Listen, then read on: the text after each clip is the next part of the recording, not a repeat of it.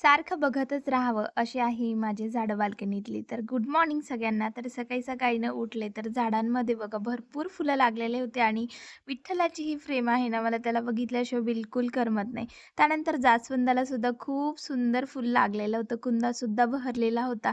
गोकर्णाला सुद्धा छान असे 2-3 फुलं लागायला लागले. तर सकाळी-सकाळी उठले, मस्त दिवा वगैरे केला, अंघोळ वगैरे झालेली होती, चहा घेतला. त्यानंतर मुलांच्या टिफिनची तयारी केली. पण स्वतः जर फ्रेश असलो ना, तर सगळ्या गोष्टी अशा फ्रेश-फ्रेश आणि खूप आपल्या मनासारख्या होत असतात. तर माझं तरी रुटीन असंच आहे, सकाळी उठणे, फिरणे, थोडा वेळ आणि त्यानंतर अंघोळ वगैरे, फ्रेश तयारी करून मग स्वयंपाकाला लागणे. इथं होतं स्वयंपाकामध्ये आज मटकीची भाजी, त्यानंतर आप्पे, चटणी वगैरे बनवणार होते. तर बघा हेल्दी सगळ्या काहीसे हेल्दी पदार्थ मी माझ्या मुलांना देण्याचा जास्तीत जास्त प्रयत्न करत असते. तर विरूची मटकीसुद्धा इथे फिक्की अशी रेडी झाली. विवानला सोडून आले स्टॉपवर आणि मी घरी निघाले. कारण विरूसुद्धा लगेचच जातो. तर विरूला खायचा होता इथे उत्तप्पा, तर हेल्दी असा उत्तप्पासुद्धा बनवून त्याला फिक्की चटणी बनवली होती.